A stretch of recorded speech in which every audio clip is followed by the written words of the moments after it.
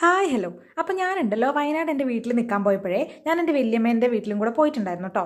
അപ്പോൾ ഞാൻ എവിടെ പോയിട്ടുണ്ടെങ്കിലും അവിടെ ചുറ്റിനുള്ള പറമ്പിലാണ് നോക്കുക എന്തെങ്കിലും തിന്നാനുണ്ടോയെന്ന്, അതായത് ചക്ക, മാങ്ങ, പേരക്ക, ഓമക്കായ അങ്ങനെ വല്ലതുമൊക്കെ. അപ്പോൾ ഞാൻ അവിടെ നിന്ന് ഇതാ താഴേക്ക് നോക്കിയപ്പോൾ അതാ ഒരു പഞ്ചാരമാവ് നിൽക്കുന്നുണ്ട് കേട്ടോ. പഞ്ചാരമാവല്ല, പഞ്ചാര മാങ്ങയുടെ മാവ്. ഞങ്ങളുടെ നാട്ടിലൊക്കെ ഇതിന് പഞ്ചാര മാങ്ങ എന്നാണ് പറയുക. ഇതിൻ്റെ പ്രത്യേകത എന്താണെന്ന് വെച്ചിട്ടുണ്ടെങ്കിൽ ഇത് വലിപ്പം വെക്കൂല കേട്ടോ. കുഞ്ഞി മാങ്ങയായിരിക്കും, പഴുത്തിട്ടുണ്ടെങ്കിൽ നല്ല ഓറഞ്ച് കളറായിരിക്കും, ഒടുക്കത്തെ മധുരമായിരിക്കും. എൻ്റെ ദൈവമേ, ചെറുപ്പത്തിൽ ഇതൊക്കെ കട്ട് തിന്നതിന് ഒരു കണക്കില്ലായിരുന്നു. എൻ്റെ വീടിൻ്റെ തൊട്ടടുത്തൊരു പറമ്പുണ്ട് കേട്ടോ. അവിടെ ഒരു വലിയ പഞ്ചാരമാങ്ങേൻ്റെ മരമുണ്ട്.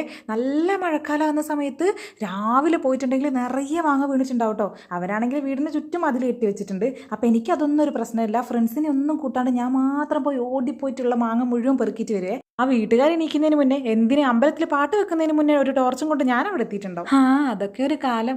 ഇത് കണ്ടപ്പോഴാണ് ഇപ്പം എനിക്ക് അതൊക്കെ ഓർമ്മ വന്നത്. പക്ഷെ ഒരു കാര്യം എന്താണെന്ന് വെച്ചാലേ, ആ വീട്ടിലെ ആളുണ്ടായിരുന്നില്ല. പക്ഷെ ആ ചേച്ചിക്ക് എന്നെ നല്ലോണം അറിയാം. എന്നെ ചെറുപ്പത്തിൽ കുറേ കണ്ടിട്ടുണ്ട്. എന്താ അത്രയ്ക്ക് പരിചയം പോരെ? എന്തായാലും ഞാൻ അവിടെ കിടന്ന് കുറേ തപ്പി. എന്നിട്ട് എനിക്കിതാ 3 കിട്ടി.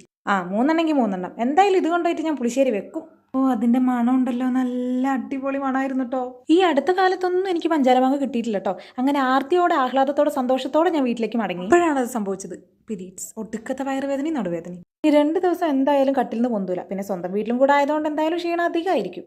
ബെസ്റ്റ്. ഒരുത്തിന് തന്നെ നല്ലോണം പറ്റിക്കുകയും ചെയ്തു. പെറുക്കുമ്പോൾ ഞാനിത് കണ്ടില്ലല്ലോ. അങ്ങനെ 3 ഒരുവൻ പോയി. പിന്നെ 2 കൊണ്ട് അമ്മേൻ്റെ അടുത്തേക്ക് പോയപ്പോൾ എൻ്റെ മുഖഭാവ ലക്ഷണങ്ങൾ കണ്ടിട്ട് അമ്മ പറഞ്ഞു, വേണ്ട, നിനക്ക് തികയട്ടേന്ന്. നോക്കണ്ട, സ്നേഹം കൊണ്ടാ.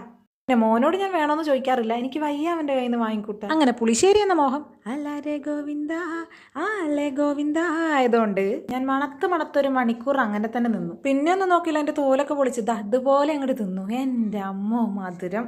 ലസൽ പഞ്ചാരമാങ്ങ. എൻ്റെ വീട്ടിലുണ്ടൊരു പഞ്ചാരമാങ്ങ. അതാണെങ്കിൽ ഉണ്ടാവാൻ തുടങ്ങിയിട്ട് ആകെ 3 കൊല്ലമായിട്ടുള്ളൂ. അതിൽ 2 കൊല്ലം ഉണ്ടായിട്ടില്ല. നെയ്യൊക്കെ അല്ലേ ഇവിടെ ഉള്ളത്. നെയ്യൊക്കെ ഉള്ള സ്ഥലത്ത് ഇങ്ങനെയൊക്കെ ഉണ്ടാവുക എന്നുള്ള അമ്മേൻ്റെ ഒരു പറച്ചിലും. പിന്നെ ഉള്ള കാര്യം ഉള്ളതുപോലെ പറയുമ്പോൾ നമ്മളത് അംഗീകരിച്ച് കൊടുക്കണം. അതാണല്ലോ ബുദ്ധിയുള്ള ആൾക്കാർ ചെയ്യുക. സോ ആ കഴിവ് എനിക്ക് നല്ലോണം ഉള്ളതുകൊണ്ട് തന്നെ ഈ വർഷത്തെ ആദ്യത്തെ പഞ്ചാരമാങ്ങ തിന്ന് ഞാനങ്ങ്